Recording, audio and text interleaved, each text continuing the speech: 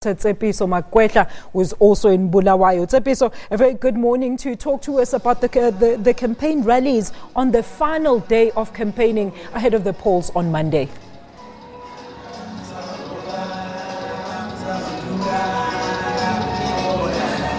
Tsepiso, can you hear me there? All right, it looks like our reporter. Tsepiso, can you hear me? Do tell us about... We're coming to you live from the Avon Theatre here in Bulawayo, Zimbabwe, where the MDCT breakaway leader, Dr. Thokozani Kupe, is holding her final rally in Bulawayo, as all political parties are on this final day of campaigning. So they're fine-tuning their wooing campaigns, as it were. And just a little bit about the MDCT leader. She is the one that had largely been expected to take over from Morgan Tsvangirai, but following some rift between her and Nelson Chamisa, who is a presidential candidate for the MDC alliance, has led to this point, and various supporters have come out to give her their backing to talk a little bit more about the dynamics of this. So we are with Mzwandile Mbeje, who's been with me here in Bulawayo.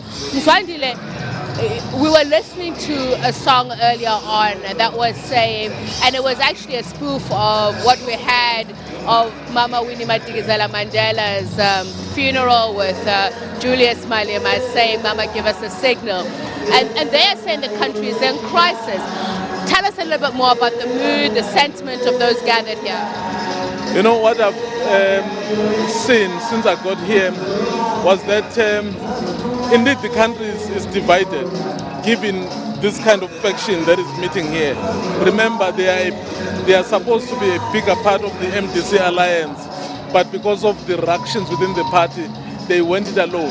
So what they basically are telling us is that they are the ones who will be able to deal with the issues that are affecting this country. They're saying with her experience, Thokozani Kupe will be able really to rescue them from the economic and political crisis that they are finding themselves in.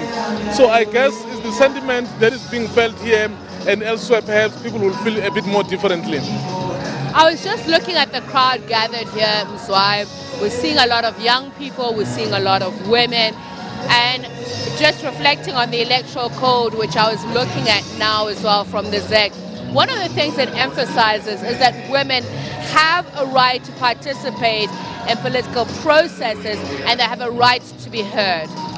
It's very interesting, Tsepiso, because most of the candidates that are participating, the presidential candidates, most of them are men. But it's actually interesting that in this instance, we are here at a rally that will be addressed by a woman.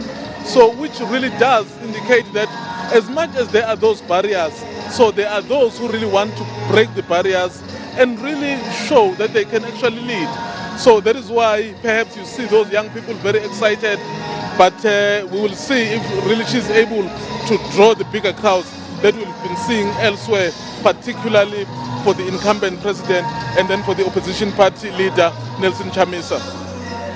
So you and I have been together on the streets of Bulawayo talking to people from various sectors of society. And what has come out has been that there's a need for political parties with manifestos that are reflective of the society, the communities that they live in, because only they can understand the challenges that they face. You're quite right, because just about everywhere, women, for example, form the biggest majority in terms of the electorate. So I think Thokozani Kupe will probably be trying to appeal to that fact as well, to say, I'm not just a woman, but I'm a candidate worthy of the vote of everyone. Of course, it's up to the electorate, which the majority of them is women, to decide whether she is right or wrong. So, and the young people, of course, you know, this election is very interesting. If you look at who is standing, you have the old guard, the veterans, you have the new ones like Chamisa coming up, you have someone like Thokozani Kupe. So basically, they are trying to cut across all the sectors of society. The question is, who will be listened to by the electorate of Zimbabwe.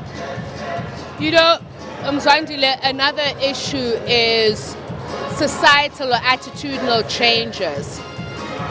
Whether or not we're going to see that in the outcome of this election. The split with MDCT that resulted in Dr. Cooper being here. Just talk to us a little bit more about it and the horrific incident which we understand she was almost burned to death in her own hut. As soon as the leader of the original MDCT, that is Morgan Tsvangirai. By the way, when we say MDCT, it was already split. The initial name of the party is the MDC.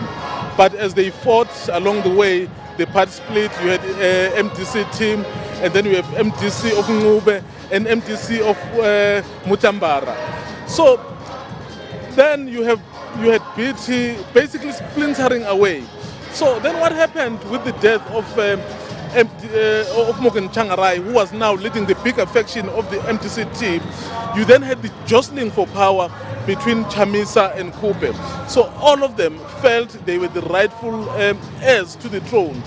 So then came the funeral of Morgan Tsvangirai. So it was sad to watch, because what basically happened was that some youths literally chased her. They actually wanted to burn her. So it may have to do with societal stereotypes, perhaps some people feeling she is a woman, she can't lead this party, and others feeling, well, Chamisa must be the one who's leading the party. So it's a very sad situation how she actually got out of the bigger MDC alliance. But how that will pan out in the polls on Monday will be very interesting to watch. We've also been talking a lot about the need to understand the various demographics. When we were in Bulawayo, in downtown, I think the viewers would be very intrigued to know that we were looking for people from the white community, which was very, very difficult to come by. Eventually, we found one white man who was willing to speak to us, and he said people should stop thinking that MDC is above the dirty politics, that they too have a lot of questions to answer. I think the point he was putting across as we were speaking to him was that so everyone has their strengths, everyone has their weakness, but it's up to the electorate of Zimbabwe to choose who really can better represent the aspirations of the people of this country. Remember, ZANU-PF has been in power for the longest of times. So, and then the MDC has come. At some point, they've been part of the government of national unity. You remember that South Africa was heavily involved in terms of negotiating. So when people are then making their decisions, so they should take that into consideration. Because it's pointless, for example, let's say to change, let's say ZANU-PF government, and then you think you wake up the next morning, so everything will be very good or will be beautiful in Zimbabwe. They will have the responsibility of doing the basics to get this country fixed. I think that was the point, to say as Zimbabweans, it doesn't matter who wins. At the end of the day, whoever wins must go back to basics, must fix things that are not working in Zimbabwe. And we'll be focusing just a little bit more on those various promises made by the 23 presidential candidates, because there are various manifestos, and the opposition in itself seems to be proffering different solutions to the challenges. Whether or not these are long-term solutions, that is something we have to wait to see. But what I can say is that we will be going to the ZANU-PF rally later on.